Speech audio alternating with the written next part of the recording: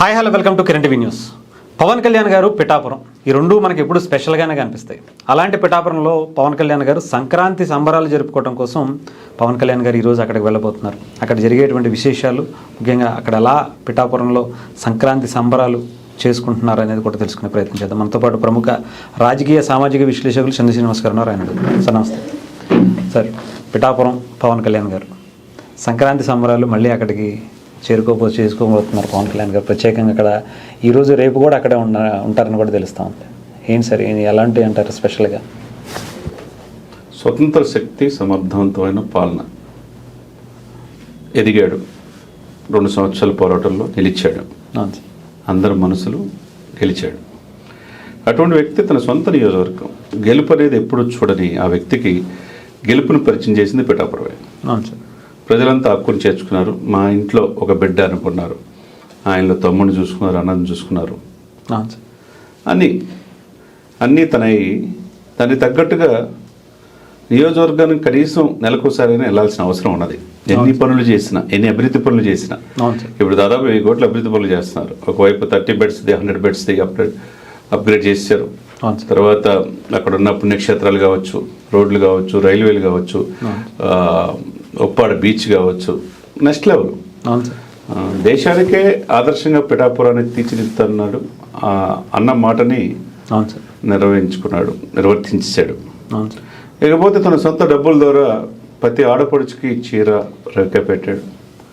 శ్రావణ శుక్రవారం పసుపు కుంకుమగా అందించారు. మీరంతా నా కుటుంబం అనే భావన పిఠాపురం ప్రజలు కలిగజేశాడు. ఇవన్నీ చూస్తూ ఉంటే పిఠాపురం అనేది పవన్ కళ్యాణ్కి శాశ్వత చిరునామా. పిఠాపురం గడ్డ జనసేన అడ్డ, పవన్ అడ్డాగా మారిపోయింది. ఎందుకంటే 4 దశాబ్దాల నుంచి చంద్రబాబు నాయుడు గారు ఎట్లయితే కుప్పం ఉందో, బిఠో పవన్ కళ్యాణ్ గారు ఇక పిఠాపురం మీద ఆశలు ఎవరు పెట్టుకున్నా వాళ్ళ ఆశలు అడిగే ఆశలే, అంతే, టోటల్ లేదు. కాబట్టి ప్రజల్లో వాళ్ళు ఎంత అభివృద్ధి పనులు చేసినా నెలకు ఒకసారైనా కనపడాలి, కనీసం 2 నెలలకైనా కనపడాలని ఉంటుంది. ఎందుకంటే గోదావరి జిల్లాలంతా ఆయన చెప్పిందే వేదం అన్నట్టు పనిచేసింది. కాబట్టి డెఫినెట్గా అక్కడ కుటుంబంలో భాగమైపోయి సంక్రాంతి సంబరాలు చేసుకోవాల్సిన అవసరం ఉన్నది. ఎడదిరిగి 14, 15, 16 ఈ 3 రోజులు చాలా కీలకం అందరికీ కూడా. గోదావరి, ఆంధ్రప్రదేశ్ అందరూ హైదరాబాద్ ఖాళీ అయిపోతుంది. ఆ సమయంలో సంక్రాంతి సంబరాలు చేసుకోవడానికి వెళ్ళటం అనేది ఒక మంచి పరిణామంగా చూడాలి. ఒకవైపు పిఠాపురంలో అనాథ పిల్లలకి తనకు వచ్చే జీతాన్ని త్యజించి 50 మంది పిల్లల దాకా నెలకు 5,000, 6,000 స్కూల్ ఫీజు కడుతున్నాడు. అధునాతనమైన డిజిటల్ లైబ్రరీని, వాళ్ళకి కావాల్సిన కూడా సైన్స్ సామాగ్రిని కూడా అక్కడ స్కూల్స్కి ఇచ్చాడు. మరి ఇంకేం కావాలా ప్రజలకి? అన్నీ చేస్తున్న ఆ వ్యక్తి ఆయన దగ్గరగా చూడాలనే ఆశ పిఠాపురం ప్రజల్లో ఉంటుంది. ఆ ఆశలు కూడా నిర్వహిస్తే ప్రజలు ఎప్పుడు కూడా శాశ్వతంగా గుండెలో పెట్టుకునే అవకాశం.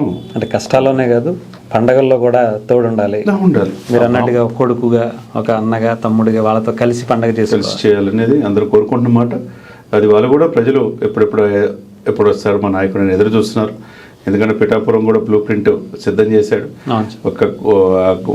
అక్కడ పిఠాపురం ఉప్పాడ పొంగినప్పుడు అక్కడ మత్స్యకారులు ఇబ్బంది పడతాం, అక్కడ ఊళ్ళో కూడా ఉప్పు నీళ్ళు ప్రవేశించడం, శాశ్వత చిరునామా అనేది ఎవరు ఏ ప్రభుత్వాలు చేయలే.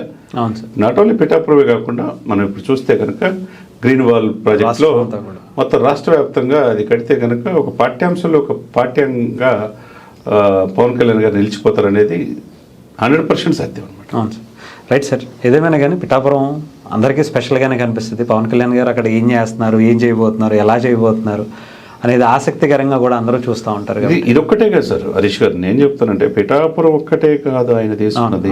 అవును సార్, అవును. రాష్ట్రం మొత్తం ఒకే యూనిట్గా తీసుకున్నాడు. అవును సార్. 6,800 కోట్లతో ఇప్పటివరకు ఆయన శాఖలకి నిధులు తెచ్చుకోగలిగాడు. స్వతంత్రంగా ఆయన వీటితో పాటుగా అతను చేసిన ప్రతి పని కూడా చాలా సిస్టమేటిక్ ఉంటుంది. అది గ్రామీణాభివృద్ధి కావచ్చు, పంచాయతీరాజ్ కావచ్చు, అటవీ శాఖ కావచ్చు, సైన్స్ అండ్ టెక్నాలజీ కావచ్చు, మొత్తం కూడా అది నెక్స్ట్ లెవెల్ తీసుకెళ్ళాడు. పంచాయతీ గ్రామీణ ఫస్ట్ ప్లేస్లో తీసుకెళ్ళాడు.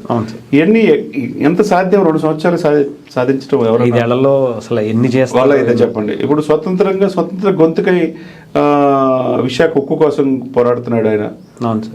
అన్నిటి కూడా ఆయన పోరాడుతున్న మనం చూసాం. ఇకపోతే సక్సెస్కి జలధార కావచ్చు, లేకపోతే అడవి తల్లి బాట కావచ్చు, ఇవన్నీ ఆయన కాన్సెప్ట్సే. అవును సార్. ఆయన మనసులో నుంచి వచ్చి ప్రజలకు కనెక్ట్ అయ్యే పనిలో ఆయన ఉన్నాడు కాబట్టి డెఫినెట్గా 2025-26 ఆయనదే అనేది స్పష్టంగా మనకు కనపడతా ఉంది. Right. ఇకపోతే ఇవన్నీ ఓవరాల్గా ఏంటంటే పిఠాపురం ఎమ్మెల్యే తాలూకా అని చెప్పి బళ్ళు మీద 2 వీలర్ 4 వీలర్ కూడా వేసుకొని, ఎందుకంటే మేము గర్వంగా ఫీల్ అవుతున్నాం మా ఎమ్మెల్యే తాలూకా అంటున్నారంటే అది మిగతా నాయకులు కూడా వాళ్ళ ఎమ్మెల్యే తాలూకాని వేసుకునే పరిస్థితికి పరిస్థితి వచ్చింది. పవన్ కళ్యాణ్ అభిమానులు శ్రీకారం చుట్టారనేది స్పష్టంగా కనపడుతుంది. Right sir, thank you sir, thank you sir.